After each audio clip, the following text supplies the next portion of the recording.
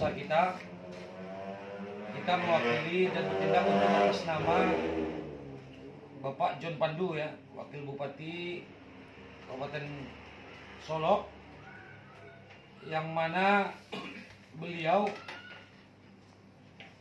sudah santer kita dengar ada laporan polisi nomor LP garing B173 garing 5/2020 SPKT Polda Sumbar tertanggal 5 Mei 2022 atas pelapor IDT bahwa pada kesempatan hari ini harus ada yang kita klarifikasi ya, sesuai dengan pernyataan kuasa hukum dari IDT tanggal 17 ya di salah satu media online, bahwa perkara mahar politik ya, disampaikan mahar politik, status perkaranya sudah naik ke penyidikan ya, dan kuasa hukumnya dengan tegas menyatakan segera menetapkan tersangka, kan begitu. Jadi ini harus diluruskan bahwa opini yang digiring oleh pelapor dan kuasa hukum selama ini adalah dua hal yang sangat berbeda yang kita lihat. Kuasa hukumnya mengatakan ini ada mahar politik. Ya, kalau mahar politik itu sudah tegas diatur dalam Undang Nomor 1 Tahun 2014 tentang pemilihan gubernur, bupati, wali kota. Setiap orang lembaga yang terbukti sengaja melakukan perbuatan melawan hukum memberi imbalan pada proses pencalonan gubernur, wakil gubernur dan wakil bupati, serta wali kota dan wakil kota dapat dipidana. Ya, kan begitu. Jadi ini perkara mahar politik. Sementara fakta hukum IDT melaporkan klien kami Bapak John Pandu itu dalam perkara dugaan tindak pidana penipuan dan penggelapan. Nah, ini sangat berbeda sekali, ini dua hal yang sangat berbeda. Apakah ini perkara dugaan tindak pidana penipuan atau penggelapan, atau dugaan tindak pidana mahar politik sesuai dengan Undang-Undang Nomor 1 Tahun 2014 tadi tentang pemilihan gubernur dan bupati. Jadi kalau mahar politik ya, itu pemberi dan penerima bisa dijadikan tersangka. Nah, jadi ini yang harus kita luruskan. Penggiringan opini yang tersebut ini sangat membunuh karakter klien kami. Klien kami sebagai wakil bupati yang notabene adalah kader Gerindra dan juga ketua DPC Gerindra Kabupaten Solok. Jadi kami pertegas pada hari ini, adapun poin-poin yang harus kita sampaikan, penghinaan opini publik yang berakibat membunuh karakter ini berpotensi mencemarkan nama baik klien kami Bapak John Pandu. Bahkan secara politik patut juga ini berbau politik.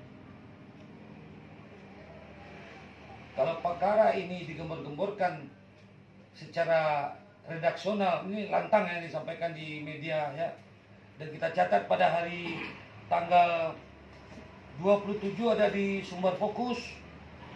Terus ada juga menyatakan dalam opini atau narasinya menyetorkan mahar sebanyak 800 juta. Mahar ya. Mahar. Seperti permintaan dana awal pengurusan calon bupati sebesar 700 juta, permintaan umroh DPD Gerindra Sumatera Barat, termasuk beberapa iPhone, permintaan THR, dan katanya juga untuk Hambalang. Nah, ini bahaya ini kan, opini-opini seperti ini. Bahwa sampai saat ini pernyataan yang di atas tidak dapat dibuktikan oleh pelapor.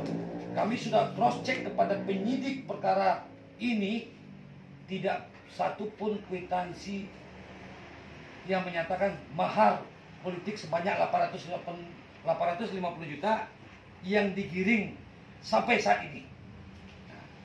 Bahwa dalam pelaksanaan proses hukum yang dilakukan oleh pihak kepolisian terkait IDT, menurut keterangan penyidik masih mendalami keterangan 6 saksi lagi.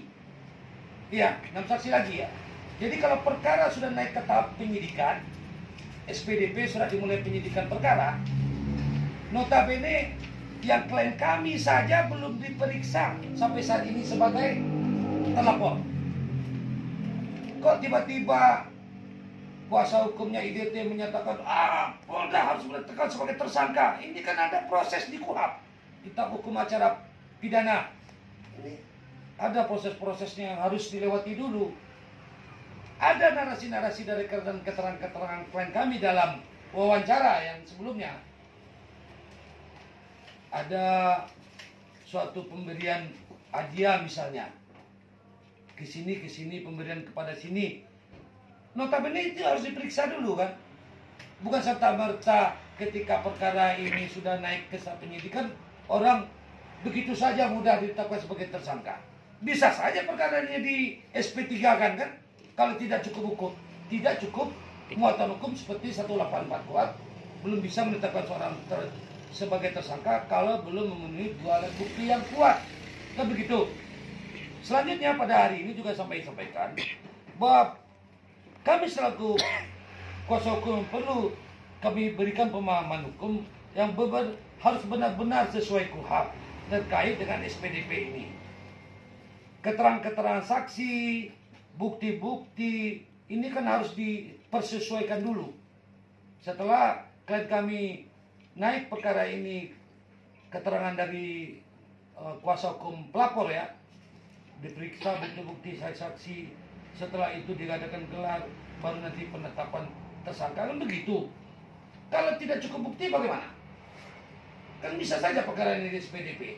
Makanya ini seorang lawyer sudah melampaui kapasitasnya, sekarang sengaja mengiring opini adalah kerjaan seorang penyidik, bukan kerjaan lawyer itu.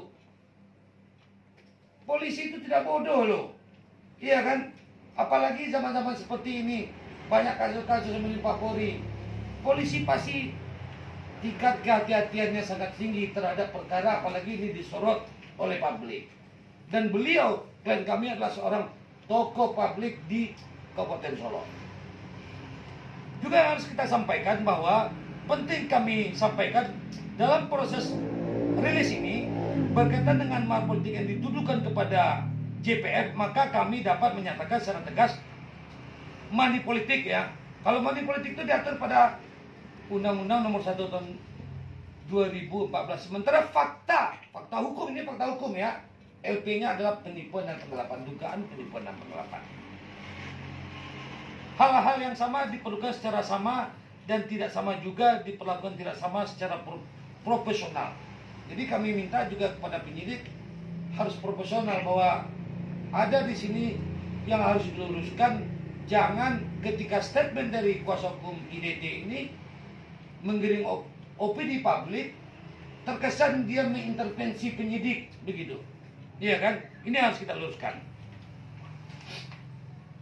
Dan juga harus kami sampaikan bahwa fakta peristiwa yang terjadi antara IDT dan klien kami sehubungan dengan tindak pidana yang berupa laporan IDT terhadap klien kami dalam Subdit 2 dan Subdit 3 Polda Sumbar berdasarkan argumen hukum terhadap fakta dimaksud, maka berita yang telah disebarkan di berbagai media yang dilakukan oleh penasihat hukum IDT adalah tindakan di luar batas kewenangannya selaku penasihat hukum IDT yang berdampak nama baik JPF dirugikan dan juga menyeret-nyeret Partai Gerindra secara keseluruhan. Oleh sebab itu kami minta kepada tegas kepada penasihat hukum IDT untuk tidak berusaha menggiring opini negatif terhadap klien kami John Firman Pandu. Klien kami pun belum pernah di BAP sampai saat ini. Kemarin ini baru klarifikasi tahap penyelidikan ya.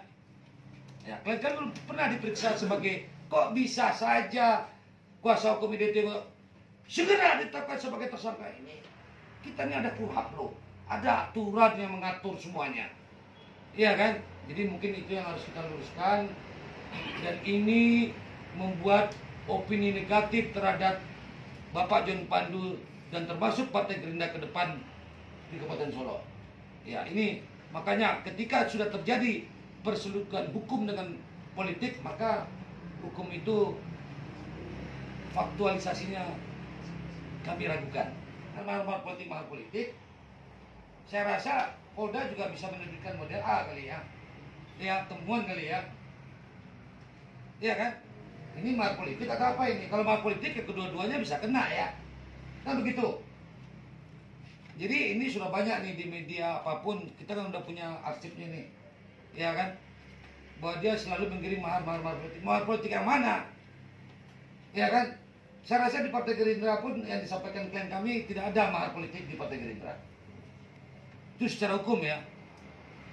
Apakah ada laporan balik terkait itu?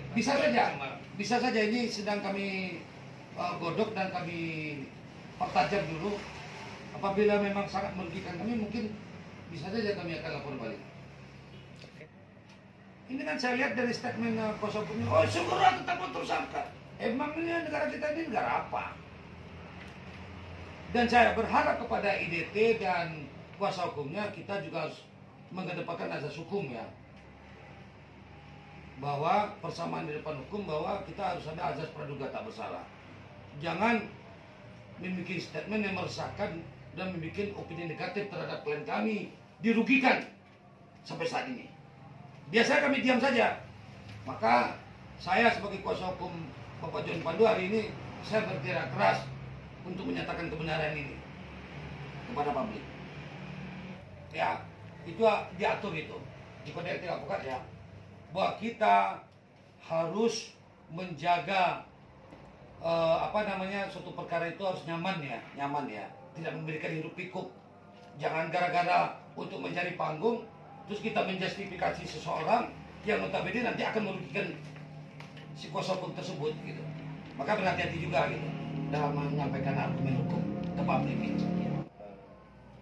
Bukan hanya per tanggal kemarin saja pengacaranya, penasihat hukumnya daripada IDT ini melakukan narasi-narasi sesat atau legal inferensi namanya. Jadi dia sengaja membangun narasi-narasi ini untuk menjatuhkan martabat daripada klien kami, Pak John Pandu.